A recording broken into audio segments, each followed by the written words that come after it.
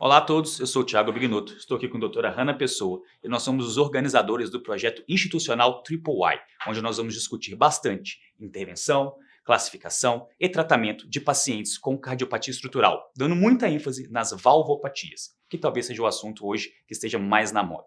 Para começar essa nossa série de vídeos que vocês vão acompanhar com a gente aqui, nós vamos abordar um assunto interessante que é a estenose aórtica. E aqui nós vamos passar por vários estágios dessa discussão, ok? Para começar, vamos falar de conceito. O que é estenose aórtica? Bom, a válvula aórtica é uma das principais válvulas do nosso coração, né? Ela fica do lado esquerdo, separando o ventrículo esquerdo do resto da circulação sistêmica. E ela pode ter dois tipos de disfunção básica. A insuficiência, quando ela deixa voltar um pouco de sangue no momento que ela deveria estar fechada, e a estenose, quando ela deveria abrir e, na verdade, não abre de forma adequada. A consequência disso seria uma sobrecarga, né? Uma pós-carga fixa para o ventrículo esquerdo. Então, essa válvula aórtica ela vai ter uma área menor, vai gerar um gradiente de pressão entre o ventrículo esquerdo e a aorta no momento da sístole, e isso vai gerar sobrecarga ventricular, consequentemente algumas alterações hemodinâmicas, funcionais, sintomas para os pacientes e repercussão a longo prazo. O que a gente encontra no exame físico, doutor Tiago, desses pacientes com estenose aórtica? É legal porque o exame físico é um dos assuntos que atrai mais interesse das pessoas que gostam de examinar pacientes. E dentro da cardiologia, valvopatia talvez seja o que tenha o exame físico mais rico. É clássico o exame físico da estenose aórtica. O que você vai encontrar? Na ausculta desse paciente é um sopro sistólico em diamante, nos focos relacionados a essa doença, foco aórtico e foco aórtico acessório. Já no exame físico periférico, você pode encontrar também algumas alterações, e muitos desses achados vão falar da gravidade. E aí, doutora Hanna, quais são os achados que você encontra que falam de gravidade já no exame físico?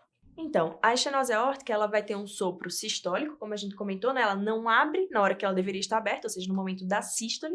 Então, a gente gera um gradiente. Esse gradiente turbilhona o sangue e vai gerar um sopro, que é o que eu consigo ouvir no exame físico do paciente. Quando a estenose aórtica ela é significativa, ela é importante, esse sopro ele vai ser um pouco mais tardio, então ele tem um formato de diamante, que você comentou, e ele tem um pico que a gente consegue perceber. Quando esse pico é tardio, que a gente chama telesistólico, né, no final da sístole, esse sopro ele indica que é uma estenose aórtica mais importante.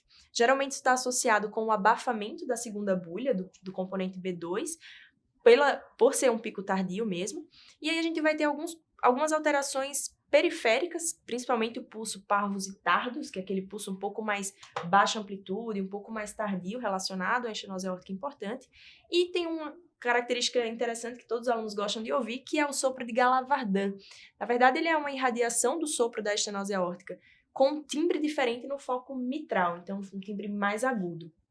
Esses sinais de gravidade anatômica alertam a gente para a necessidade de uma investigação um pouco melhor desse paciente. E aí a gente partiria para alguns exames básicos. Quais seriam eles, Thiago? Exato. Uma vez que você já passou por essa avaliação inicial, identificou um paciente que você considera no exame físico como alto risco, você tem que lançar mão de exames que são muito práticos, são baixa invasividade e você também pode encontrar com bastante disponibilidade. Não é um exame caro, difícil. Todo lugar que você estiver, você vai encontrar um aparelho de eletrocardiograma e vai encontrar uma estrutura de radiografia de tórax. Lançando mão já desses dois exames, alguns dados são interessantes e podem trazer informações que vão te ajudar a entender se você está diante mesmo de uma estenose aórtica. Afinal de contas, esses exames eles servem para isso, para confirmar ou não a sua hipótese diagnóstica diante da conversa com o paciente, de uma anamnese bem feita e do exame físico.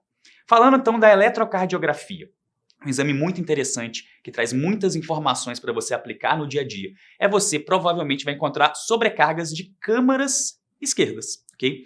Se você observar a fisiopatologia da estenose aórtica, que é uma sobrecarga de pressão, e a gente vai ter vídeos explicando também para vocês questões de fisiologia e fisiopatologia, mas aqui trazendo essa ideia, uma sobrecarga de pressão leva a uma hipertrofia concêntrica, ok? Das cavidades esquerdas. Isso aí pode ser reparado no exame da eletrocardiografia. Você encontra sobrecargas de câmaras esquerdas, seja o ventrículo esquerdo, o principal envolvido, e em estágios mais avançados você vai encontrar sobrecarga até mesmo de átrio esquerdo. Estágios terminais nós podemos sim encontrar alterações do lado direito do coração, mas a gente ainda vai falar mais aprofundadamente quando formos falar de ecocardiografia. Okay? Já utilizando a avaliação da radiografia de tórax, que é um exame muito útil na sua prática diária, ali você encontra informações também como discreto aumento de área cardíaca, não esperamos um grande aumento de área cardíaca em sobrecargas de pressão, pelo menos em fase inicial. e possibilidade de encontrar aumento de átrio esquerdo. Dentro das valvopatias, a estenose mitral, sem sombra de dúvidas, é que mais traz riqueza no exame da radiografia de tórax pensando em aumento de átrio esquerdo. Mas estágios intermediários para avançados de estenose aórtica podem sim evoluir com aumento de átrio esquerdo, ok? Agora, talvez seja o exame mais importante que está muito na moda, né? A ecocardiografia beira-leito, o exame transtorácico, onde você consegue avaliar. E aí, doutora Hanna, o que você vai utilizar nesse exame? Então, o ecocardiograma é o exame principal, né, para dar o diagnóstico da estenose aórtica, depois que você já tem um exame físico, uma probabilidade pré-teste de encontrar essa estenose aórtica. E aí o ecocardiograma ele é fundamental, porque ele vai dar para a gente as informações principais para definir a conduta, que são elas: a gravidade anatômica, então a gente vai poder graduar, avaliar a característica dessa válvula, graduar a gravidade anatômica da estenose aórtica, avaliar sinais de complicadores, então avaliar o tamanho das cavidades, se tem hipertrofia concêntrica, né, secundária a essa sobrecarga de pressão que o Tiago falou bem da válvula aórtica. A gente vai poder avaliar também se tem algum outro sinal de complicações, queda da fração de ejeção, vai poder avaliar características que falem a favor de uma etiologia ou outra etiologia dessa estenose aórtica.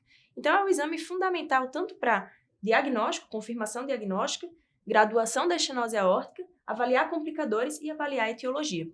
Em relação a essa questão da graduação, Tiago, o que a gente olha especificamente na válvula aórtica para graduar em estenose aórtica discreta, moderada e importante?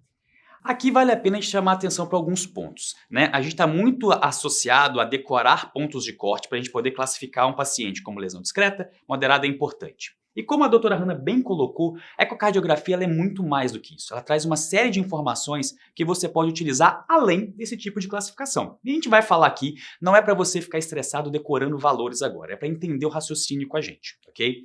Quando você faz a avaliação ecocardiográfica, e isso foi muito bem colocado, você observa, além da válvula aórtica, toda a repercussão. Existem até classificações funcionais sobre isso. Também vale a pena um dia a gente trazer uma discussão sobre isso, que é a classificação de Générou, onde você observa até onde vai a repercussão hemodinâmica que esse paciente está sofrendo, ok? Mas isso vai ser uma discussão à parte nossa em algum momento, e você pode acompanhar com a gente aqui sempre na plataforma que a gente vai falando. Trazer esses dados, né, observando a hemodinâmica da válvula aórtica. Uma vez que você entendeu que existe a lesão, já começou a enxergar sobre a etiologia dessa lesão, porque a ecocardiografia pode dar informações muito preciosas sobre qual é a etiologia que você está lidando. Você parte para a mensuração da gravidade dessa lesão. E aqui você vai utilizar parâmetros ecocardiográficos relativamente simples, ok? Onde você utiliza a velocidade desse fluxo transvalvar, observando a velocidade de pico, e aí sim, através de métodos ecocardiográficos específicos, você vai buscar informações como área valvar, ok? E gradiente valvar médio. Essas informações juntas vão te propiciar a classificar esse paciente como uma lesão discreta, moderada ou importante.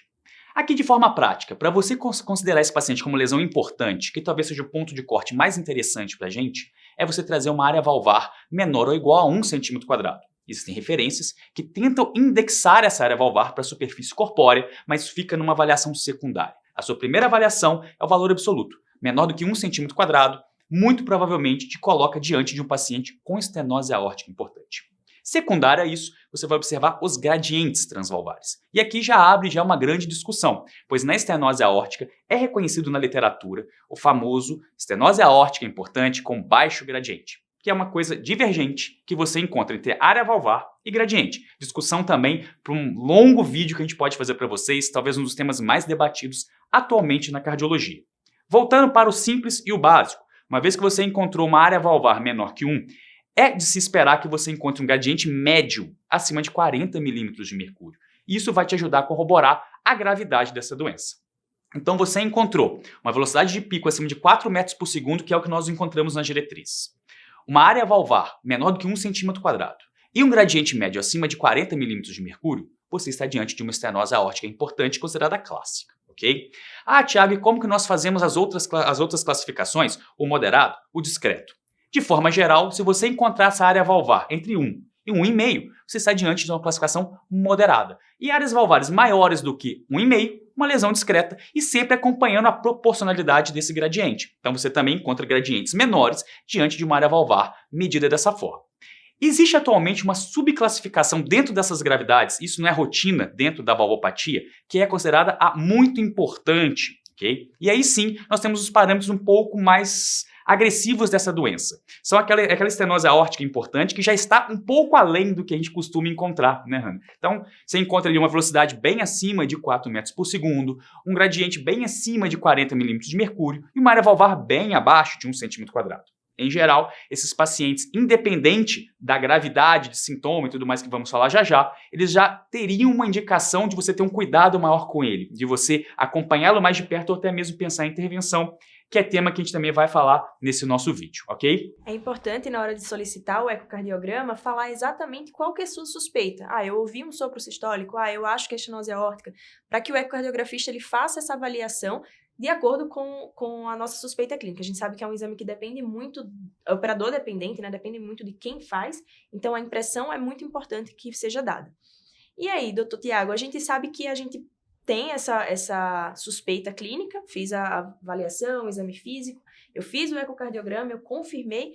Como que eu vou classificar clinicamente esse paciente agora para poder definir minha conduta? Exato, e isso é interessante porque não basta você apenas estar diante de dados. Eu sei que o meu paciente tem uma lesão importante, o que eu vou fazer com isso? Em 2014, foi publicada pela Sociedade Norte-Americana, de Cardiologia, um documento que falava sobre as doenças valvares. E ali surgiu uma classificação clínica que nós utilizamos até os dias de hoje. E ela é separada em 4 estágios, A, B, C e D. Okay? E é muito importante você conhecer como classificar esses pacientes, a gente vai discutir qual é a importância disso. Mas primeiro, conheça qual é a classificação. E nós utilizamos ela em todas as doenças valvares, seja ela quais forem. Okay? Então, o estágio A é aquele indivíduo que tem um risco de ter a doença. Ele não tem repercussão hemodinâmica, ele não tem repercussão clínica. Exemplo aqui na estenose aórtica, se você quiser trazer, é um paciente que nasceu, por exemplo, com uma válvula aórtica bivalvar, mas não apresenta gradiente, não apresenta redução da área valvar. Ele, diante da população como um todo, tem um risco aumentado de desenvolver estenose aórtica. Então ali eu o classifico dessa forma. Ou aquele paciente que já tem um processo incipiente de calcificação da válvula aórtica, que é a esclerose valvar aórtica. Mas se você observar, você não tem velocidade de fluxo que seja com impacto clínico, você não tem gradiente sistólico que seja impacto clínico. Então, o estágio A é esse indivíduo que tem risco, tem fatores de risco maiores do que a população geral para desenvolver a doença clinicamente manifesta. Okay? Uma vez que ele desenvolva a doença, mas com intensidade de discreto a moderado, você vai classificá-lo como estágio B de bola, ok? O B de bola é exatamente esse paciente que já tem lesão. Então você consegue encontrar ali uma velocidade de fluxo aumentada, uma área valvar reduzida, aqui, sempre até moderado. Por que eu chamo atenção para até moderado? Por 2 pontos. Em geral, pacientes que têm lesão moderada não manifestam sintomas relacionados à valvopatia, e isso é importante. Outra coisa é que vai te ajudar a entender os indivíduos do estágio C e D. E aqui talvez seja o ponto mais importante dessa classificação. Uma vez que o indivíduo caminhe por critérios ecocardiográficos, que nós já discutimos, para a lesão importante, na estenose aórtica, área valvar menor do que 1 centímetro quadrado, você está diante de 2 possibilidades. Ou ele é estágio C, de cachorro, ou D, de dado. Qual a diferença entre os 2 estágios, C e D? A presença ou ausência de sintomas. E aqui vem um dos critérios mais importantes na avaliação de valvopatia. Ter ou não ter sintomas, ok? Então, ter sintomas, coloca esse paciente como estágio D de dado.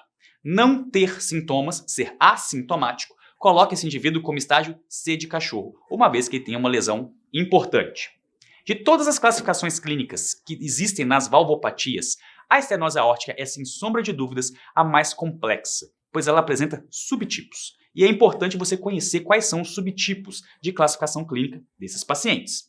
O estágio C, que é o paciente que tem lesão importante e ainda está assintomático, o seu próximo passo é observar fração de ejeção.